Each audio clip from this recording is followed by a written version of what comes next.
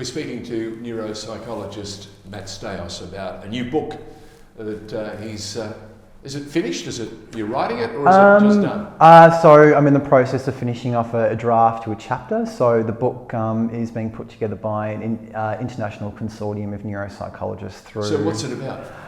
It's about providing scaffolding or a guide and looking at the first-hand experience of a clinician that comes from a specific cultural background to assist other clinicians with the assessment of people from non-English speaking backgrounds. And in my case, I'll be providing the perspective of the Greek migrant experience. So you're giving them some framework to work with, is that right? Essentially, so looking at Greece more broadly speaking, Yep. looking at migration patterns to Australia, to America, to Canada, to the US, reasons for migration, touching on issues to do with trauma in their country of origin and how important that is to understand people within their context, and then also looking at struggles that they faced within the context or resettlement to their new countries of origin. So Australia in particular are the examples that I'm going to use. Do you notice whether religion plays a huge role in trying to discover who they are?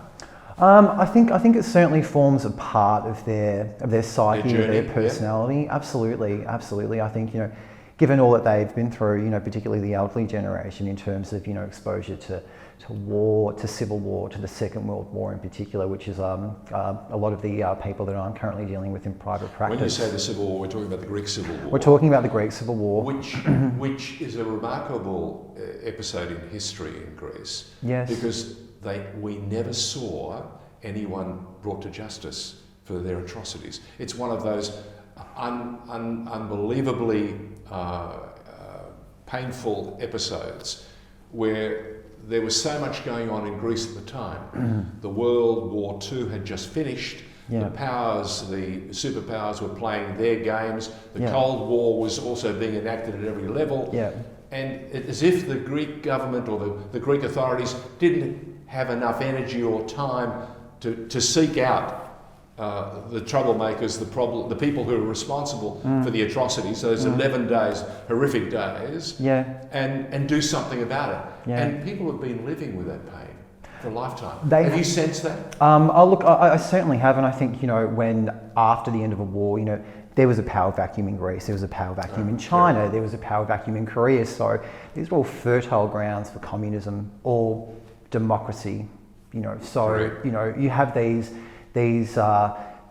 differing views in terms of political ideologies that try to step in and provide a sense of structure. So moving on to the trauma that these individuals have faced, absolutely, they carry these scars to them to this very day.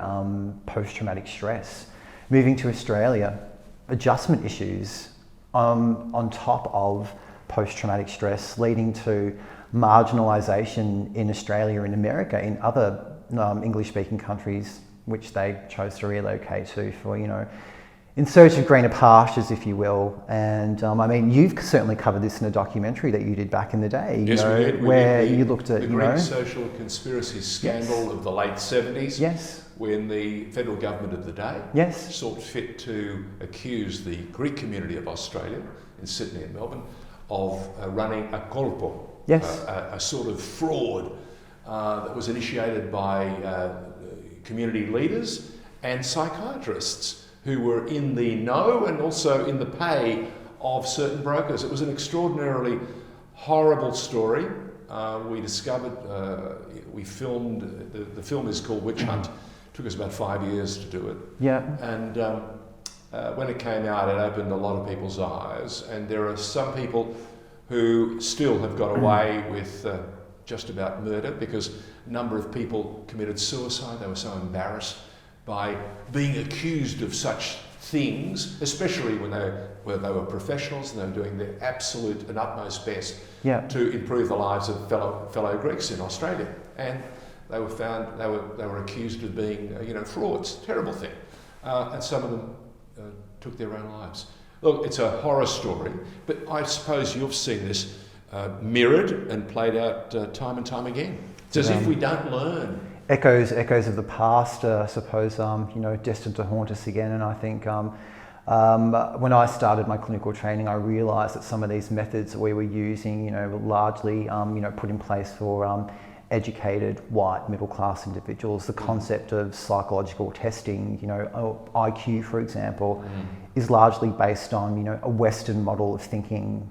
So how can we apply this to non-English speaking groups that have had an unstable and a quality of education that simply doesn't reflect the teachings of... So again, it's skewed completely, to a particular outcome. Completely skewed. So I've had a lot of support within the Greek community to move forward with these tests, and at the same time I've dealt with a bit of backlash from other people that don't necessarily want to take on a new way of thinking, perspective taking, and I think that perspective taking is quite unique from somebody that has been raised by Greek migrants that have lived through that struggle.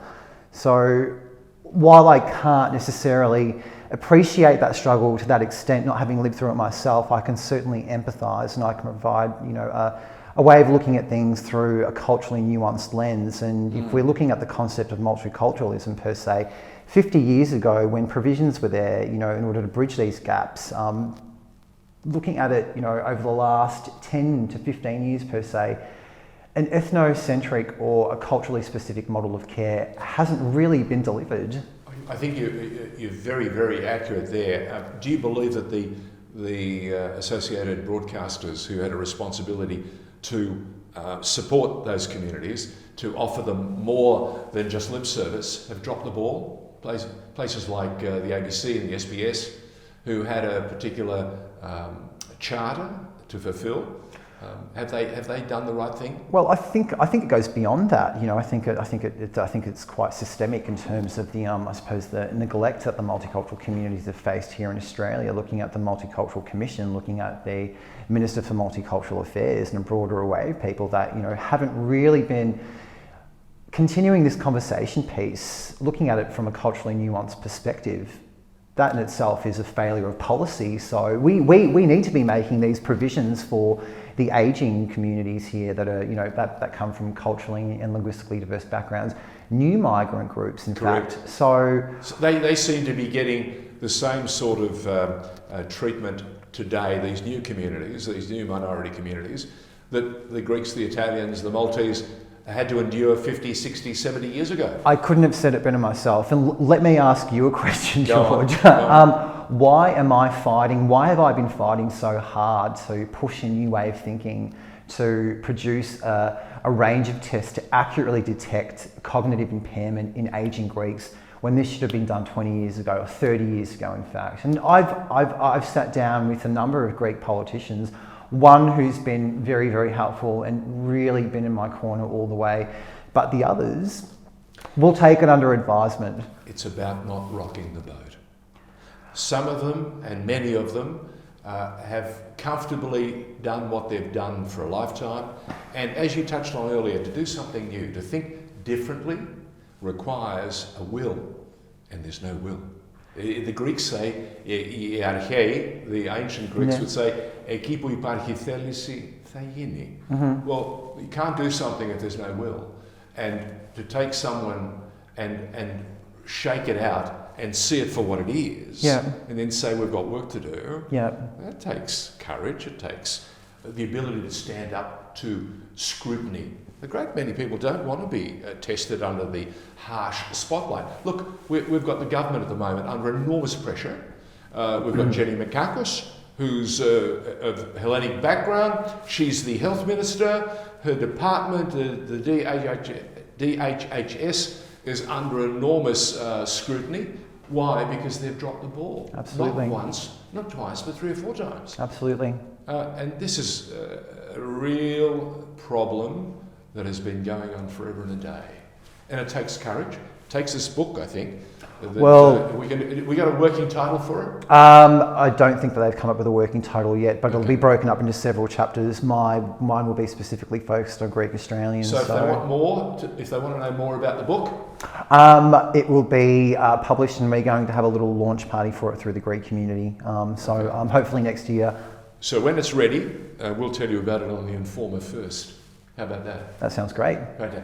Matt Staios, thank you for joining us and for talking and talking about subject matter that is not readily expounded on or even covered in most of the conversations we do on The Informer, but an opportunity to, as they say, dig in and find out a bit more.